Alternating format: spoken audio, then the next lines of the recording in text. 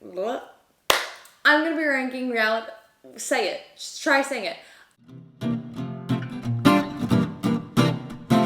Hello everyone and welcome back for another Tier List Friday video. It's Elizabeth. I'm gonna be ranking reality TV shows today. I watch reality shows literally all year round. They consume so much of my time. I've ranked specific Big Brother players, Big Brother seasons, and I was like, wait a second. I don't think I've ever done just a general reality TV show tier list, so that's what we're doing today. We have Nothing Else Can Compare, Obsessed, Classic, Only Watch Because of Twitter, which, you know, sometimes that happens. Wait, no, it's just bad. Who even watches this? I want to start off and say that Big Brother is my favorite reality TV show. I love Big Brother. I obsess over Big Brother. When Big Brother is on, it's the only thing I talk about, and nothing else can compare to Big Brother for me. Even when it's a bad season, I'm still in. There's so many different ways to play that game. At the end of the day, it really does come down to how good of a social player you are and how you can use your alliances and your social status in the house to really further yourself. Some of my favorite reality stars have come from Big Brother. I'm a hoe for that show. A show that I would love to be on that genuinely I think I could win if I was on it is Amazing Race. Amazing Race is a classic reality show. I don't think it will ever end. I should apply. Why am I not applying? Also, I want to travel, and The Amazing Race has that aspect of it. It's just such a hoot. Some rumors about The Amazing Race and how sometimes teams are only as fast as their camera people or their like producer at the time. That's so not fair. I don't know if that's true. It's just some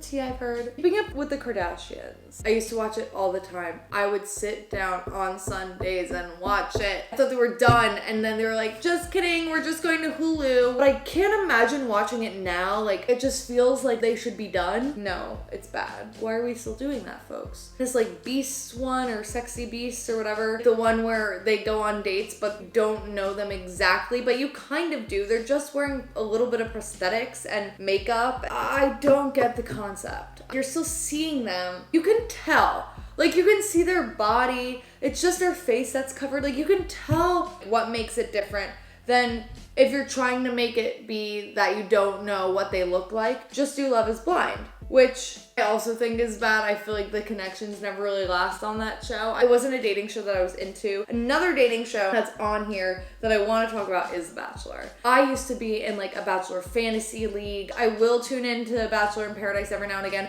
because I love Wells so much. He is my favorite person to come out of all of the Bachelor franchise. I used to watch it a lot. I don't really watch it anymore. I love Bachelor in Paradise still. I think it's more fun when you know the people, but I feel like, weirdly enough, Bachelor in Paradise has had more successful relationships, engagements, marriages than Bachelor and Bachelorette. I feel like they never end up staying together. I guess Bachelor in Paradise I only watch because of Twitter. I like to keep up. Not that Bachelor and Bachelorette are just bad. It just feels very staged to me now at this point, and I feel like a lot of people just go on because they know they can be social media influencers afterwards. Survivor, nothing else can compare. Very similar to Big Brother. You have the competitions and you have an elimination every week. Everyone else votes someone out. You have a lot of social skill that comes into play. The difference is they're starving and they're not in a cushy house. Trying to stay safe in the game, very similarly to Big Brother. You have to be a really good social player in both because the people that you're with are the people that are going to vote you out or vote for you in the end. It's mind, it's physical, it's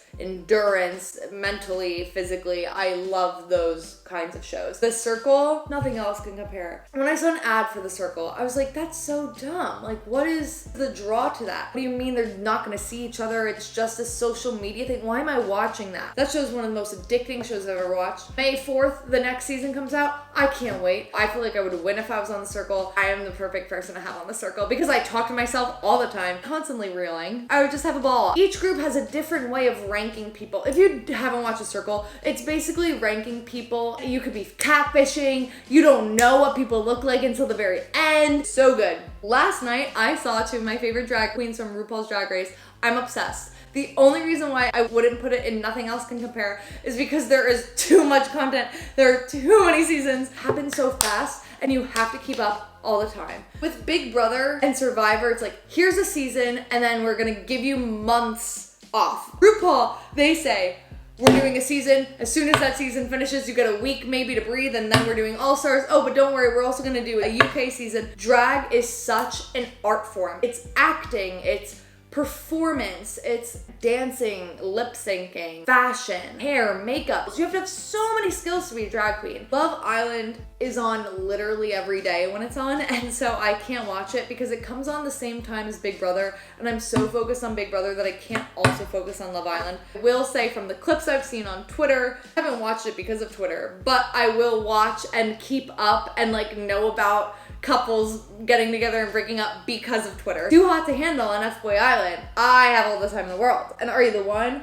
F-Boy Island wasn't great. It wasn't like the best thing ever. There were 3 girls and just a slew of guys. And I still liked it though. I still ate it up. But it wasn't like good, but it was good. I just only watched because of Twitter because Twitter was talking about it a lot. And so I watched it because I saw it a bunch on Twitter. So actually, I did watch because of Twitter. Too Hot to Handle and Are You the One? I mean, I'm so unbelievably obsessed with both of those shows. Are You the One? Holy smokes, if you guys haven't watched Are You the One, you have to watch it. I think it is the best dating show because it's all these people put into a group. They've taken this like psychological test or this compatibility test or whatever. Someone in that group is their perfect match. You basically have to figure out who's everyone's perfect match. Too Hot to Handle, they go and they think they're all gonna be partying, having sex the whole time, and then they find out they can't even kiss each other.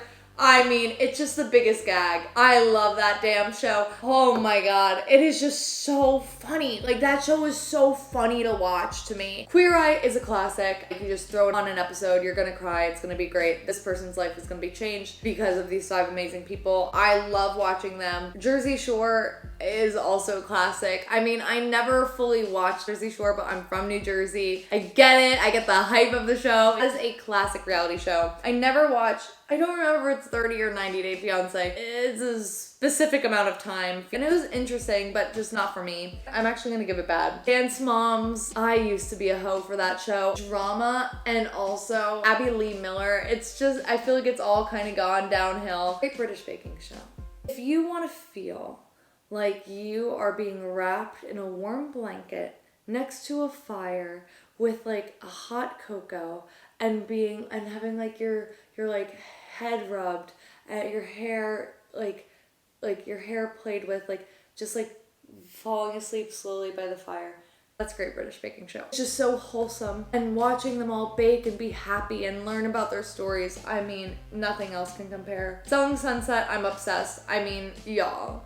The drama. I also, because I live in Los Angeles and they're selling homes in Los Angeles, it's so fun to get to see what homes they're selling. Cheer isn't a classic, but Cheer is a show that I've grown to really enjoy. The first season I was kind of against watching it. I was like, wow, they're getting pushed so much, but I've watched interviews and I've watched them post the show and just seeing how much they loved it and how it was a community. I like watching each person's journey too, because they do a really good job with interviewing everyone. And I really was against it at first because I thought, oh my gosh, they're in so much pain, they're working nonstop, but they all love it. This is the list right here. There are so many shows that I love to watch for reality TV. Whenever a new reality TV show comes on though, I will give it a watch. Reality TV really is fascinating. Competition shows, baking shows, dating shows, so many different pockets. Like this video if you enjoyed it. Comment down below what other videos you want to see me do in the future, and subscribe if you haven't subscribed yet, because I post a video every single Monday, and on Fridays I post my tier list videos. I will see you next Monday. Boom, boom, bye!